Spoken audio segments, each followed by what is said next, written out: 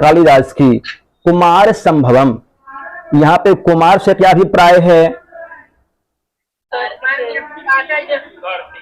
कुमार कार्तिकेय, संभवम मतलब उत्पत्ति, कुमार कार्तिकेय की उत्पत्ति की संभावना का द्योतक है। कुमार संभवम महाकाव्य कालिदास की प्रारंभिक रचना है। इसमें कवि शिव पार्वती विवाह, कुमार कार्तिकेय के जन्म तथा उनके द्वारा तारकासुर के वध की कथा वर्णित है।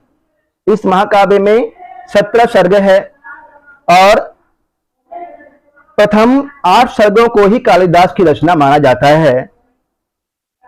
यद्यपि प्रथम 8 सर्गों को ही कालिदास की रचना मानते हैं, फिर कहते हैं उसके बाद अन्य किसी की रचना है, परंतु हमें तो कालिदास की रचना मान के चलना है। कालिदास की रचना है और इसमें 17 सर्ग है। और यदि पूछता है कि कितना मानता है कालिदास की रचना, कुछ विद्वान कितना मानते हैं, तब 8 पे निशान लगाना है। इसी तरह से बुद्ध चरितम में संस्कृत में कितने सर्ग मिलते हैं? 14। वहां संस्कृत और अन्य भाषा की बात है, परंतु यहाँ पे कालिदास की रचना की बात हो रही है जी। विवरण टीका के लेखक नारायण पंडित ने कहा, कुमार संभवम काव्य के लक्ष्य पार्वती द्वारा शिव के चित्त का आकर्षण मात्र था। काव्य शास्त्रीय आचार्यों ने प्रथम 8 सर्गों से ही उद्धरण दिए हैं। जितने भी काव्य शास्त्रीय ग्रंथ के बारे में जब प्रश्न पूछा जाता है, ऑब्जेक्टिव क्वेश्चन बनाया था मैंने, तो वहां पे कई साथियों ने गलती किया है। काव्य शास्त्रीय ग्रंथ से तात्पर्य है काव्य शास्त्रकार जो हुए हैं, भरत, मम्मट, दंडी की रचना बताइए तो कौन कौन सी है?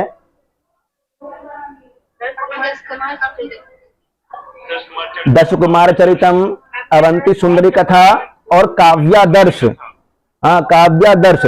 इसमें से यदि आपसे पूछा जाता है कि दंडी की काव्य शास्त्रीय ग्रंथ कौन सी है, तो आप काव्यादर्श पे निशान लगाएंगे। नहीं, काव्यादर्श भर्तृहरि जी का है।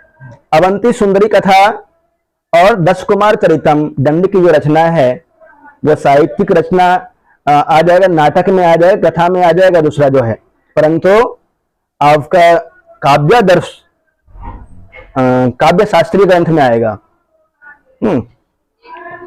ध्यान रख के चलना है। क्वेश्चन जब करते हैं तो वहां पे काव्य शास्त्रीय ग्रंथ, रूपक, उपरूपक, रूपक में आ जाता है, नाटक पूछ लेता कई बार।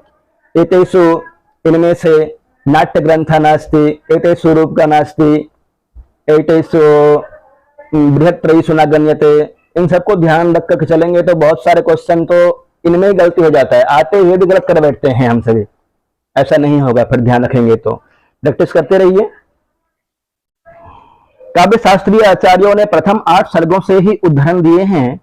मल्लीनाथ की संजीवनी टीका वस्तुतः 8 सर्गों तक ही है। मल्लीनाथ जी जिन्होंने कालिदास के सभी ग्रंथों पे टीका किया है ना, कर्मी जी, हाँ, सभी ग्रंथों पे टीका किया है, तो इनके अनुसार सभी 8 सर्गों से ही उद्धरण दिए गए हैं। संजीवनी टीका वस्तुतः 8 सर्गों तक ही है। मल्लीनाथ के पूर्ववर्ती अरुण गिरिनाथ ने भी 8 सर्गों तक ही टीका लिखी है, इसलिए लोग मानते हैं कि कालिदास की रचना 8 सर्गों तक ही है। भाषा भाव की दृष्टि से परवर्ती सर्ग मौलिक सर्गों की अपेक्षा हीनतर है। केवल सीताराम नामक कवि ने संजीवनी नाम से उन सर्गों की व्याख्या की है। सर्वप्रथम टीका संपूर्ण काव्य पर 17 सर्ग तक कुमार संभव में संभव शब्द संभावना की है। ध्वनि देता है। कुमार संभवम में जो संभव शब्द है, कुमार संभवम, वह कुमार के उत्पत्ति की संभावना का द्योतक है। संभावना की ही ध्वनि देता है, वास्तविक जन्म को प्रकाशित नहीं करता है। कुमार संभवम महाकाव्य का परिचय प्रणीता महाकवि कालिदास है। नायक कुमार संभव के नायक कौन है बताइए? शिव जी हैं। किस कोटि के हैं? दिव्य कोटि के हैं, धीरोदात्त कोटि के हैं। धीरोदात्त। नायक के प्रकार कितने होते हैं? 4 होते हैं, ध्यान रखिएगा। प्रतिनायक तारकासुर है, नायक शिव जी और प्रतिनायक तारकासुर। सर्ग 17 सर्ग मूल रूप से 8 सर्गों की रचना को कालिदास जी की मानते हैं। उपजीव्य शिव पुराण, रामायण और महाभारत में ही मिलता है, परंतु मुख्य रूप से शिव पुराण से लिया गया है। रस कौन सा है इसमें? श्रृंगार रस का प्रयोग हुआ है। कुमार संभवम का अंग रस श्रृंगार है। शिव पार्वती के असाधारण प्रेम और प्रणय लीलाओं का चित्रण इस काव्य में होने से संपूर्ण काव्य श्रृंगारमय है। ये बात तो है, कालिदास जी कुमार संभवम में बहुत ज्यादा वर्णन कर दिए हैं, बहुत ही ज्यादा साहित्यिक वर्णन किए हैं। तम यथात्म सत्संबरम बधुर अन्वजत वरस तथैव ताम सागराद न पदाहि जाह्नवी सोपितन मुखर सेक वृत्ति भाग। चतुर्थ सर्ग में रति के करुण विलाप में आद्यंत करुण रस छाया हुआ है। करुण रस के बारे में बताया यहाँ। गत एव न ते विवर्तते ससखा दीपः इवानि मिलाहतः अहम मत्स्य दशेव पश्य माम विसहव्य सनेन धूमिताम। समाधिस्थ शिव की मूर्ति एवं पार्वती की तपस्या वर्णन में शांत रस की छटा दिखती है। छड़िए अंग रस के रूप में हास्य रस भी इस महाकाव्य में विन्यस्त है। कहीं कहीं हास्य रस का प्रयोग हुआ है। छंद, कालिदास को छोटे छंद अधिक प्रिय थे। बड़े छंदों का प्रयोग सर्गांत में किया गया है। छोटे छंदों में भी उपजाति और अनुष्टुप अति प्रिय छंद है। कुमार संभव में सर्वाधिक किस छंद का प्रयोग हुआ है? ये वाला क्वेश्चन इंपोर्टेंट। उपजाति छंद का प्रयोग सर्वाधिक हुआ है जी, रखिएगा। उपजाति और मालनी छंद का प्रयोग हुआ है। द्वितीय, तृतीय, चतुर्थ ये सब आपको याद नहीं करना है। कुमार संभव में सर्वाधिक उपजाति छंद का प्रयोग निम्नलिखित 9 सर्गों में हुआ है। 9 सर्गों में हुआ है, इतना ध्यान रखिएगा।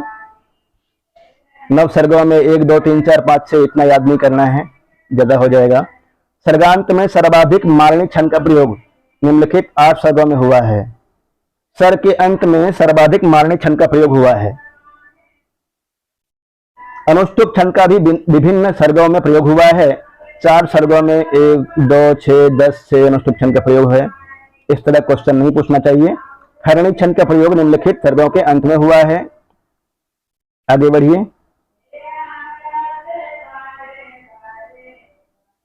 आपको सर्गों का नाम याद करना है। प्रथम सर्ग उमोत्पत्ति, उमा की उत्पत्ति, और इसमें श्लोकों की संख्या 60 है। प्रथम सर्ग में श्लोक कितना है ध्यान रखना है आपको, 60 श्लोक है। और प्रथम सर्ग का नाम उमोत्पत्ति है। द्वितीय सर्ग ब्रह्म साक्षात्कार, सुन पा रहे हैं जी? द्वितीय सर्ग का नाम बोलिए। ब्रह्म साक्षात्कार जी। तृतीय सर्ग मदन दहन। चतुर्थ सर्ग रति विलाप।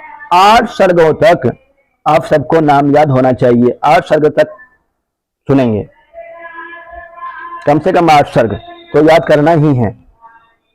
तृतीय सर्ग मदन दहन है। चतुर्थ सर्ग रति विलाप। मदन कौन है? कामदेव, रति का पति। मदन का दहन कर लेते हैं शिव जी, इसलिए रति विलाप करती है।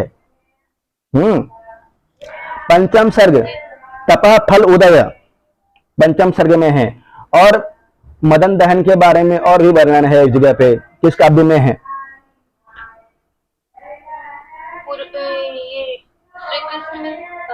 बताइए बताइए। प्रबोध चंद्रोदयम में है। प्रबोध चंद्रोदयम में एक जगह पे, एक जगह और है।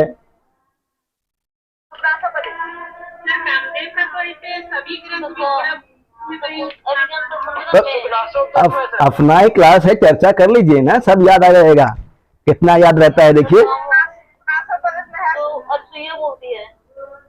मदन सरे मरमहता ही वह मुख भंगानि सहस्त्राणि कुर्वते, सुखना शब्द में आया हुआ है।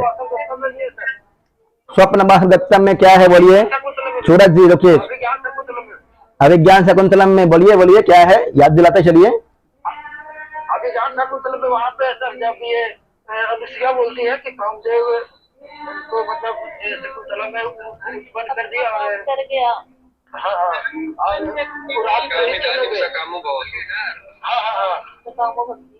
और फिर इस वक्त वासव दत्ता में जो क्या बोलते हैं, वासव दत्ता जो माला बनाती है, तो छठा बाण जो कामदेव छोड़ना होता है कि 5 बाण होते हैं। गुड गुड, बहुत अच्छा। हाँ हाँ, पंचम बाण का प्रयोग तो मैं पहले से कर लिया हूं, अब छठा बाण कहां से लाऊंगा मैं, इस तरह से बोलते हैं। और एक बुद्ध चरितम में याद कीजिए। बुद्ध चरित्र में तेरहवां में मार विजय, मार विजयम है ना, मार विजयम कामदेव और बुद्ध में युद्ध होता है और वे विजय प्राप्त करते हैं। जी, मार विजयम बुद्ध चरितम में भी है, ध्यान रखिएगा। ठीक। तो सर्ग रति विलाप, पंचम सर्ग तप फल उदय और षष्ठ सर्ग उमा प्रदानम। और सबसे अच्छा जो वर्णन हम लोग पढ़े हैं, थोड़ा सा मुझे वहां पे लगा, प्रबोध चंद्रोदय में रति विलाप करती है, वहां भी अच्छा वर्णन है कामदेव की पत्नी। तो नीति सत्कम करती है ना वो वाला श्लोक, दीप्तम च ताम च मदनम च। हाँ, वहां भी इस तरह से है। और वहां पे कहा गया है प्रथम सर्ग उमा परिणय, सप्तम सर्ग उमा परिणय, अष्टम सर्ग उमा सूरत वर्णन। उसके बाद जो है मल्लिनाथ की टीका नहीं है। श्री सीता कवि उमा परिणय। नवम सर्ग कैलाश गमन। दसम सर्ग कुमार उत्पत्ति।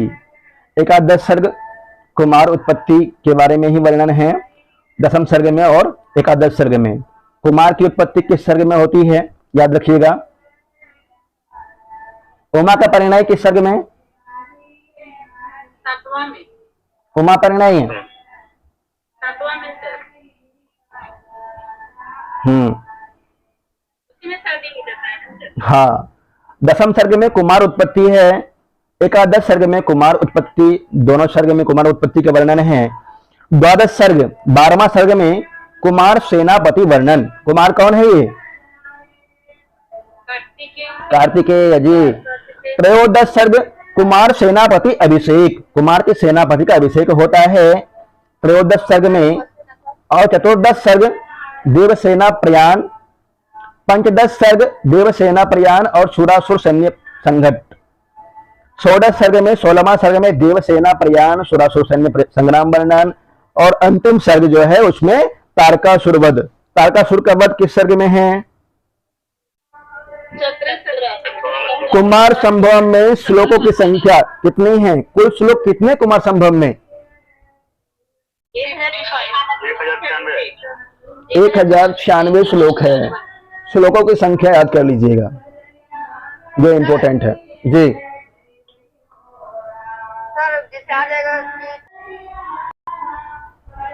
प्रथम सर्ग हिमालय का भव्य वर्णन है। और हिमालय एवं मैना, मैनाक भी बोलते हैं, हिमालय मैना और मैनाक। हिमालय और मैना का विवाह होता है प्रथम सर्ग में। प्रथम सर्ग का नाम बोल दीजिए एक बार। उमा उत्पत्ति जी। पार्वती का जन्म और सौंदर्य वर्णन है। नारद द्वारा शिव पार्वती विवाह की चर्चा की गई है।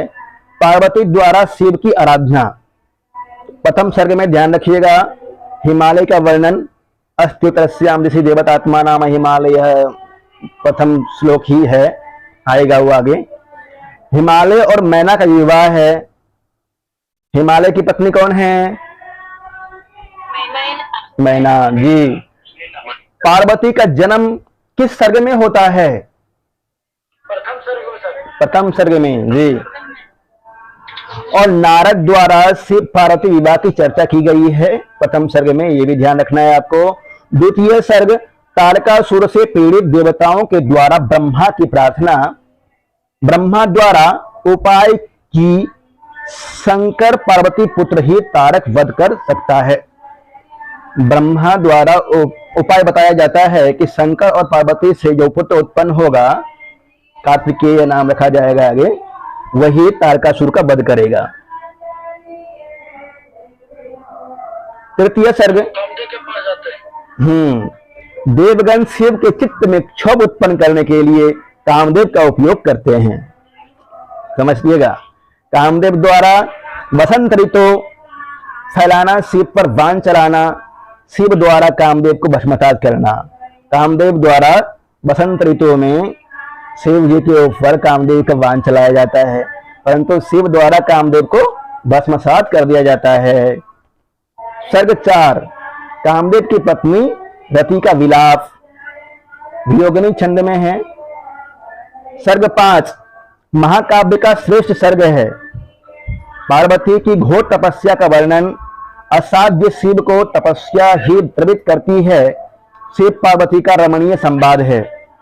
इस तरह से क्वेश्चन यदि आ जाता है तो मन में ध्यान रखना है कि महाकाव्य कुमार संभव महाकाव्य का सर्वश्रेष्ठ सर्ग कौन सा है? पांचवा सर्ग जी। छठा सर्ग में विवाह उत्सुक शिव का संदेश लेकर सप्तर्षिगण हिमालय के पास जाते हैं। सप्तर्षिगण हिमालय के पास जाते हैं, शिव जी विवाह के लिए तैयार हो गए हैं और वह अपनी ओर से बिचौलिया बना करके सप्तर्षिगण को भेजते हैं। सप्तर्षिगण कौन कौन से हैं बताया गया था पहले, नोट कर लीजिएगा। नित्या जी बताई थी, ग्रुप में डाली भी थी।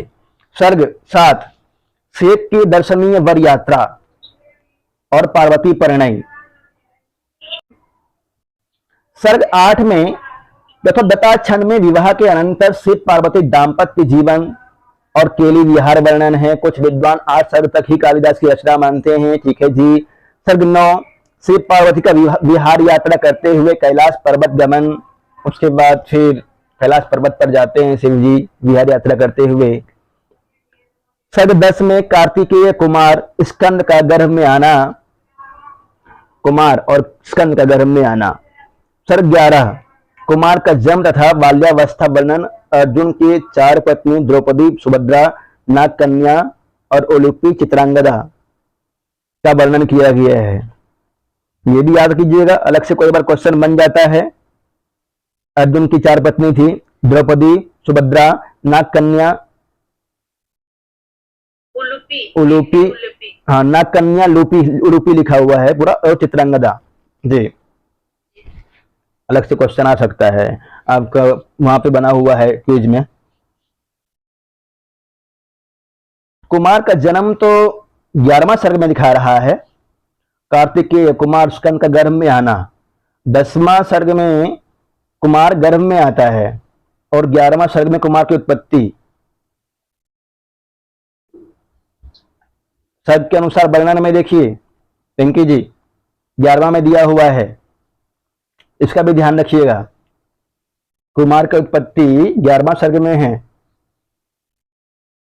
सर्ग 12 कुमार का सेनापति बनाना। सर्ग 13 कुमार का सैन्य संचालन कौशल वर्णन। सर्ग 14 देव सेना द्वारा आक्रमण हेतु प्रस्थान और 15 में देवासुर सेनाओं का संघर्ष। सर्ग 16 युद्ध वर्णन। सर्ग 17 कुमार द्वारा तारकासुर का वध। ये वाला इंपॉर्टेंट है, अंतिम वाला 17वां सर्ग कुमार द्वारा तारकासुर का वध।